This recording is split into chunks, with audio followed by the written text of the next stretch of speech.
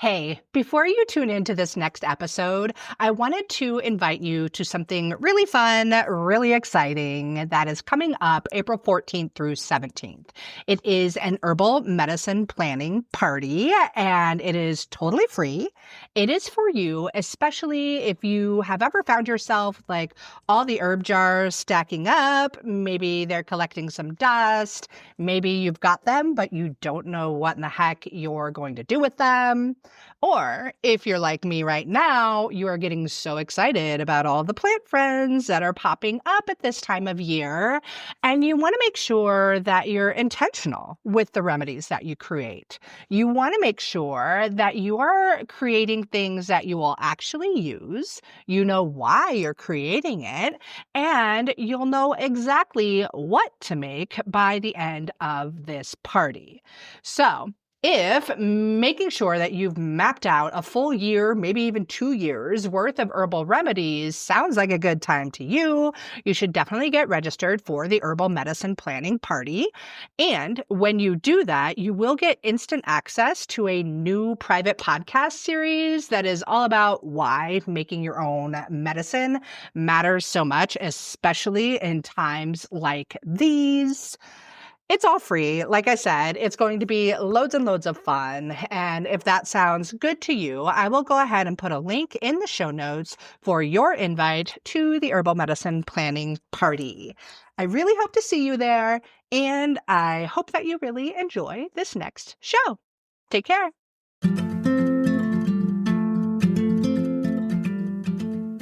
Welcome to the Herbalist Path.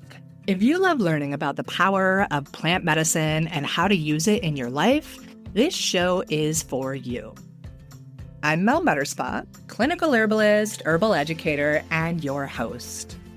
In each episode, you're going to hear me sharing herbal insights and knowledge from my 25 plus years of working with and learning from the plants. Plus, I'm going to share interviews with some of the most amazing herbalists, educators, farmers, and healers out there, all bringing their herbal wisdom here for you. Really, this show is all about continuing this movement to put an herbalist in every home and a healer in every community. Again, thank you so much for listening, and welcome to the Herbalist Path. Enjoy the show.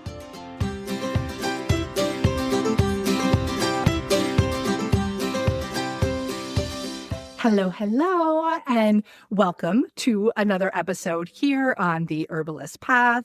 I am really excited. I think a large part because it's spring, and so many of my favorite medicinal plant friends are popping up all over the place. I've been going for walks, and I actually just did my first medicinal plant walk with folks in my community of this year. I'll be doing them monthly, and it's so exciting to have people that want to hang out with me and listen to me nerd out on plants, because I can tell you one thing, my family, my 12-year-old, my partner, they're kind of over me nerding out on plants anytime we go for a hike. I think they still love me for it or see some kind of a charm in it, but yeah, they think I'm an absolute nerd. And these people actually want me to stop and nerd out on plants, which is such an absolute delight. And there's just so much popping up right now. I'm seeing the beautiful dandelion flowers all over. What a joyous plant to see with its bright, sunshiny flowers. Why do people want to kill this stuff? I don't know. And I really wanted to kind of bring it all together. One of the things that is so amazing about these spring plants and why they're here for us is so many of them are really specific for this time of year. It's almost like nature had a game plan for us and knew exactly what we needed when we needed it. So if you think about it, you can think about the winter time, right? We're eating heavy foods. Oftentimes we're going to parties. We may have more sugar or other indulgences than we really need. And we know those aren't ideal for us. But then we come out into springtime and we're often feeling really heavy, kind of sluggish and bloated and just kind of ick, right? But then we've got the spring that's also like, hey, I want to feel alive. I'm going to start showing some skin. Maybe I should do something about how my skin looks right now. And everybody's suddenly motivated to take care of their health. And a lot of the herbs I wanted to talk about with you here today have a lot to do with helping in those ways, whether they're lymphatic herbs, getting all of that stuck ick, maybe the sickness that you might have had over the winter season, like getting that stuff out, moving fluids through the body, whether that's bile and the digestive enzymes or urine or sweat or all of those kinds of things. There are so many herbs here to help us get that fresh spring alive pep in your step. So let's start to dive into some of the plants that I have been seeing.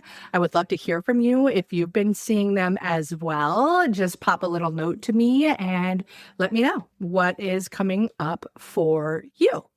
So since I already mentioned dandelion or Dandelion, this is a perfect time to talk about Taraxacum officinale, which is the Latin name for dandelion.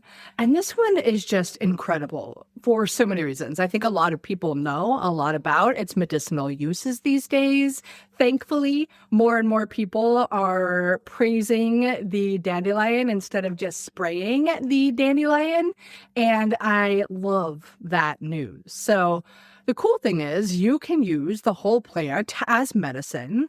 I tend to use mostly the leaf or the root for medicine, and they've got some different medicinal properties, whether you're using the leaf or the root. So for the leaf, it's going to be a really nice diuretic. So a diuretic means that we're going to help to release fluids from the body and waste from the body through urination, right? It's going to make you pee. One of the nicknames for dandelion is pissinlet, which is like wet the bed. So it's kind of funny to think of. Hopefully you're not going to wet the bed when you use your dandelion, but it's still nice to know if you need to give the kidneys some more support and filtration. That can be a really, really nice herb to turn to. And the nice thing to think about is sometimes people are on other diuretics, whether they be herbs or pharmaceuticals, and what happens is they're releasing too much potassium from the body.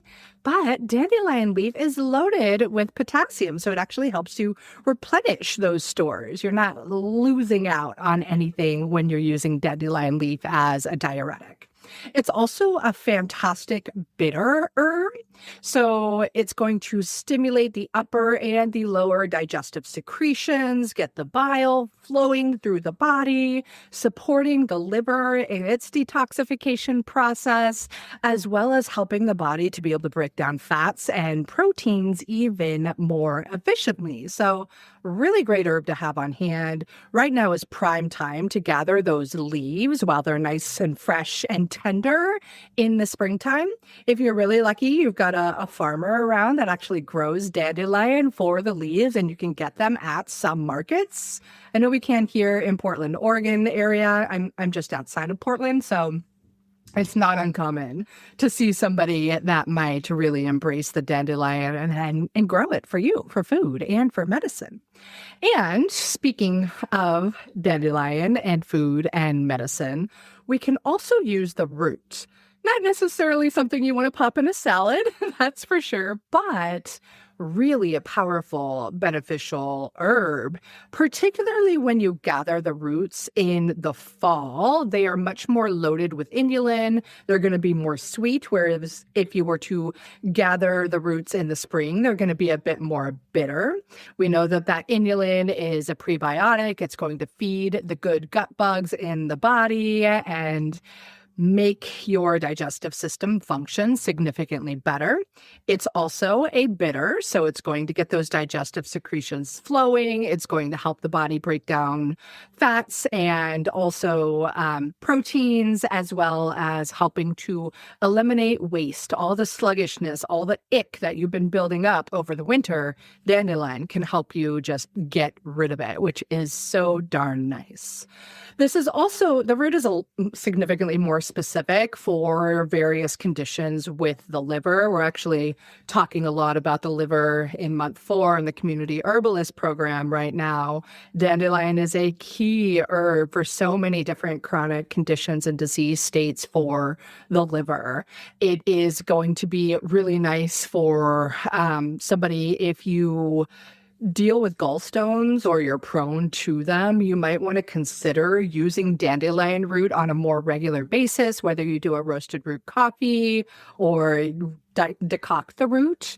That can be really, really nice and supportive for you as well. And it's also loaded with choline, which is one of the key factors that helps the liver with the overall detoxification process of the body. So just loads and loads and loads of support for you and your body with dandelion, especially as we are looking to get rid of all that stuck, sluggish heaviness. So maybe you've got digestive issues where you're consistently feeling bloated. Maybe you are dealing with a lot of excessive water retention. Maybe there's some puffiness in the extremities or the face. You might want to consider dandelion, especially since it's popping up going, hey, look at me, I'm bright, sunshiny, yellow, beautiful. I'm here for you. I am your food. I am your medicine. Please do not kill me, as so many people love to do for some crazy reason.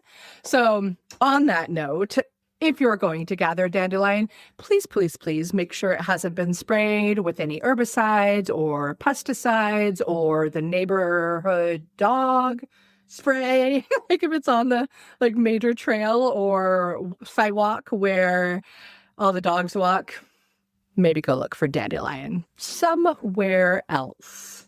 Another thing to note about dandelion, so the leaves are great fresh. You can tincture them as well. You can make teas out of them, though they are going to deteriorate in their medicinal quality and value with that air-dried process significantly faster than they would if you were to tincture them or freshly freeze-dry them or something along those lines.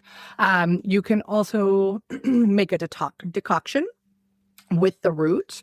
A lot of people like to do dandelion as like a coffee replacement, but those are going to be some of the better ways to get the good medicine out of dandelion.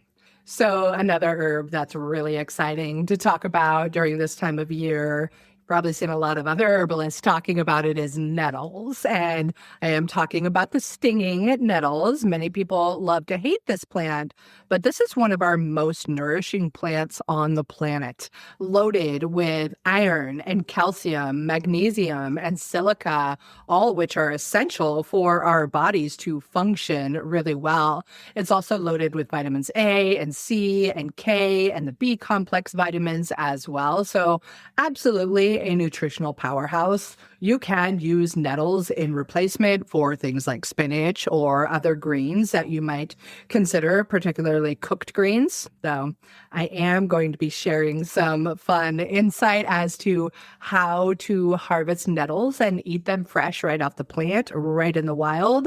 That's actually coming up in May. I'm doing a Nourishing Nettles conference hosted by Susan Weed and some other amazing herbalists. So that's going to be a really good time. I will drop a link to that if you want to join us for that conference and learn about nettles from, I think, 17, 18 different herbalists sharing their experiences, their relationships, me talking about how you can eat it straight off the plant. Lots of really, really cool stuff to learn about nettles. And just this is one of those herbs that is really great for darn near everybody. I think the only time I would not recommend nettles to somebody is if somebody's very, very dry and brittle and frail and weak. So they're usually quite elderly at this point. But other than that, I absolutely recommend this herb to people that are feeling depleted. Maybe they're exhausted. Women during and after pregnancy, when your body has been working so freaking hard, nettles can come in and just restore and nourish, replenish the body in incredibly beautiful ways. So consider that. This is also an absolute go-to in the world of allergies, symptom relief, and prevention. I actually just did a podcast. I host another podcast, Eclectic Herbal Wisdom with Eclectic Herb. And it was such a cool episode. It was all about nettles, but we got to go on this like nettles world tour with Chris, the owner of Eclectic. And she talked about the different kinds of nettles in like New Zealand and Japan. It was really, really cool. And the highlight, back to the allergies piece, is that there was a little visit from the late and great Dr. Ed Alstadt, who is a naturopathic physician who founded Eclectic Herb back in 1982. He is also the doctor that is responsible for discovering that nettles happen to be phenomenal for allergies. And he did it on accident. So he shares the story in this video, and we brought the video in because he's no longer with us. But it was a really special moment in the podcast. I thought it was really, really cool. And I definitely dove deeper on nettles over there, as did Chris. And, I love to share all I can about nettles with you. But I also want to make this a fairly quick podcast. So I will link to that episode of Eclectic Herbal Wisdom. Definitely tune in, because we also broke out some herb books from Nicholas Culpeper, like read directly from a book that was literally printed in the 1700s. How freaking cool. We also brought out the King's American Dispensatory, which was an essential book for the eclectic physicians and many herbalists today. So really, really cool history happening over there at Eclectic Herbal Wisdom, and you should definitely tune in. Okay. So why else would you want nettles? They're very supportive also as a diuretic. So they act as something that is going to help release waste and toxins through the process of urination, very supportive of our kidneys and the whole renal system. So this is something that I often suggest people that come to me that have gout, that I might suggest them to use nettles in their daily lives. Just drinking the tea is really, really nice. Of course, we do get to maintain most of those nutrients and vitamins and minerals and a lot of the other histamines from the stinging hairs in the bottom of the nettle leaf when we freshly freeze dry it, which Eclectic Herb does that. I'll link to that as well for you, because they are cream of the crop. They are the ones who paid for the studies to discover that they are so beneficial for nettles. And yeah, powerful, powerful stuff. But back to that sting and the histamines in there. That's part of what's helping you there. And then there's also formic acid. And this is all happening at the bottom of the nettle leaf, where you'll find these little hairs kind of dripping off. And that's where the main sting comes through. But again, that sting is medicine in and of itself. And there are many people that have found great success getting rid of chronic pain from old injuries by thwacking themselves with some nettles. Sure, they definitely deal with the pain and irritation and inflammation from that sting, but eventually they're no longer dealing with the chronic pain from those injuries from 20 plus years ago. And if you ask me, that is definitely a big, big, big win. So lots to say on nettles. Definitely tune in to the Eclectic Herbal Wisdom podcast. And for sure, join me for the Nourishing Nettles Conference with Susan Weed and many other herbalist friends. Of course, I'll link to them in the show notes for you. Another really fun herb to talk about and to play with.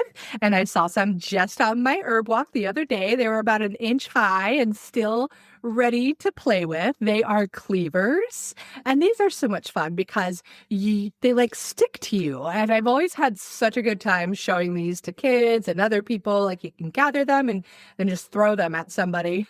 And they're all like, oh no. But then this plant just sticks to them. And it's pretty cool. So they're like almost like little Velcro hooks that are sticking on to your clothes, to your rain jacket, you name it. And this herb, actually, one of the ladies on our walk said she had a ton on her property and that she despises cleavers.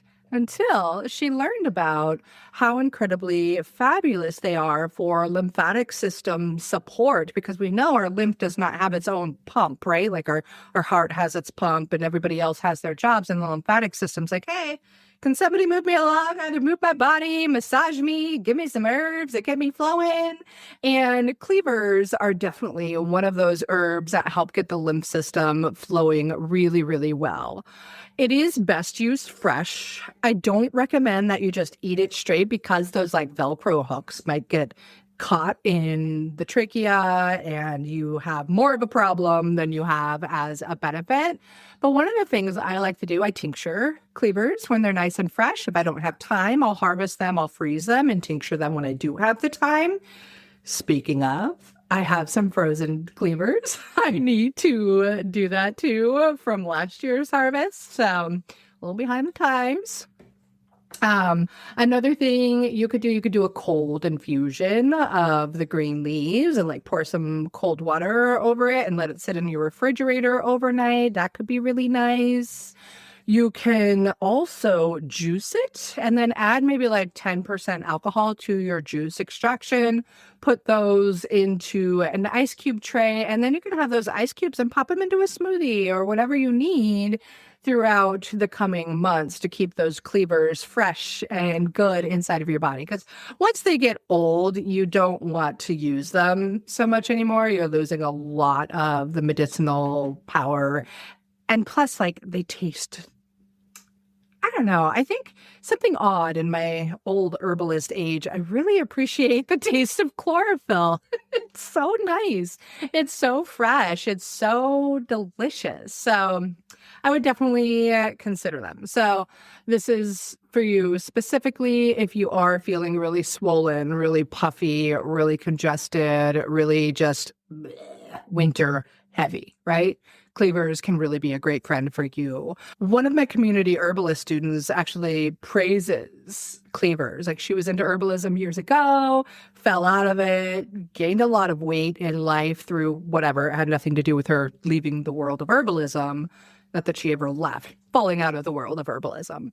Anyways, it was cleavers that got her back into it, and she actually lost over 200 pounds, and she gives cleavers a lot of credit for that. I think that's really, really beautiful. I've watched some of her transformation. She was well on her way once she joined me, but I have seen her continue to drop the weight and really start to shine and look really alive and light and fresh. And I'm so grateful that it was cleavers that brought her back into the herbalism world.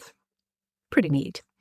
Okay, so another herb that I'm sure you may know about. It is definitely weedy. There are definitely people that do not like this herb, even though it is absolutely wonderful. And this is Stellaria media, which is chickweed. This is another very nutritive plant, loaded with vitamins and minerals. So you could add it to pestos and salads and smoothies and really benefit from that.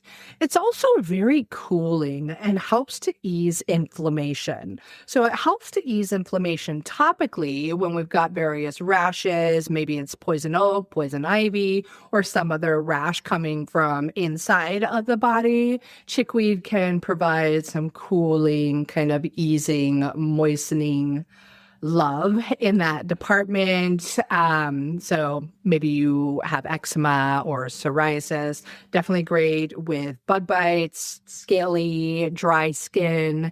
You could do like chickweed either as a fresh poultice. You could also infuse it in an oil. Very, very, very nice. It's also a soothing demulcent internally. So specifically, I would consider this for somebody who happens to be incredibly hot by nature. Maybe they're dealing with other heating issues in their body. Maybe it's inflammation in the bladder. Very, very specific herb because it is also diuretic. So you could have the tea of it. You could get that cooling, mucilaginous coating goodness going through the body, easing the inflammation in the bladder. This is also really great for somebody that might have urethritis or other burning sensations when they're going pee. chickweed may be a really, really helpful ally for you. So weeds, they're wonderful. They're wild. They're beautiful. They're fun. They are popping up everywhere for us right now. This is free, potent medicine. And all you have to do is go for walks in your neighborhood and become friends with these plants. Get to know them, taste them, feel them, look at them, learn to identify them confidently. 100% plant identification, right? This is so important. Also, I have said it already in this show, but I'll say it again. Please, please, please be sure that wherever you are gathering your weeds from has not been sprayed with pesticides and herbicides, is not where all the neighborhood dogs are going to lift their legs and pee all over your herbs. Could you use it still? Yeah. Is it the best? Maybe not. Yeah, and then start to make some great medicine. Some of them you'll want to use fresh, like you don't want to tincture. You could tincture nettles, but you're going to miss out on a lot of the nutritional benefits. You got to understand how to extract different parts of a plant, different chemicals, different benefits.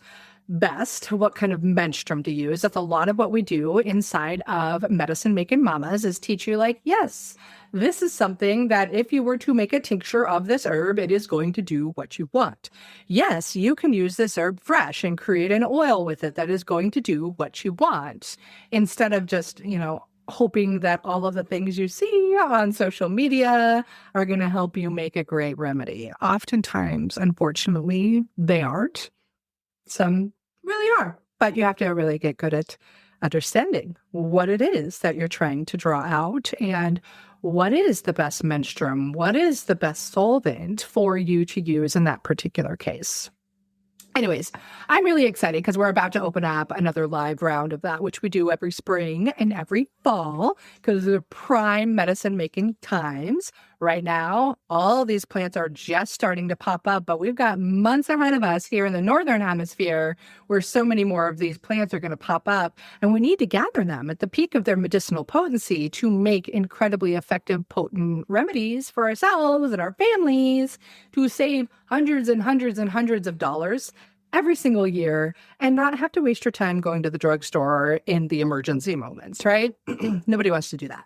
Anyways, yeah, I'm excited for it. I hope you join me inside of Medicine Making Mamas if you are looking to create incredibly effective and tasty herbal remedies. That is definitely the place for you. We will be live for 6 weeks on Medicine Making Mondays, asking questions. I'll be answering questions. We'll formulate together. We'll get really good at that art of formulation so you can make them tasty, effective, doing the things that you need them to do.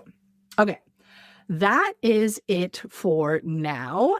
I am so happy that you tuned into this episode, and I would love to hear from you. What herbs, what weeds are popping up in your area, and how do you think that you're going to use them medicinally or as food for the coming seasons? Please shoot me a DM on Instagram, TikTok. You can also email me wherever you want to find me. I would love to hear from you. And if you have a moment to leave me a rating for the show, I would also be so incredibly grateful so that we can help herbalism continue to spread like wildflowers. Thanks again for tuning in and have yourself an amazing week. Bye. Thank you so much for joining me on this episode of The Herbalist Path. If you're loving this journey into herbal medicine, please follow and review the show. It helps more people find their own path with the plants. And if you know someone who could use this kind of support, please share this episode with them. So that way we can keep making herbalism spread like wildflowers. Also, a gentle reminder, nothing shared on this podcast is intended to diagnose, treat, or cure any disease. This is all for educational purposes, and yeah, a little entertainment too. But it is not a substitute for personalized care from a qualified health practitioner. Always do your own research, listen to your body, and when needed, partner with a trusted professional who honors both your intuition and your unique health journey. Until next time, Take care, stay curious, and keep walking the herbalist path. If you have been paying any kind of attention to the world today, you know that there are so many people out there that are struggling for one reason or another. And if you're listening to this podcast, or if you're like me, you likely have a lot of compassion and empathy and this strong desire to do whatever you can to help other people. And if that is you, I did put together a guide for you. It's called Medicine for the People, an herbalist guide to showing up for your community in times of need. And I give you plenty of ideas in ways that you can use your herbal skills to help people in your community and organizations to connect with that can help you along the path as well. So if you want that guide, you better believe it is linked down in the show notes, totally free, really just a way to inspire you to take your herbal skills and knowledge and step out to help people that need you here and now. So it's linked for you. Go ahead and grab it if you want it. Take care.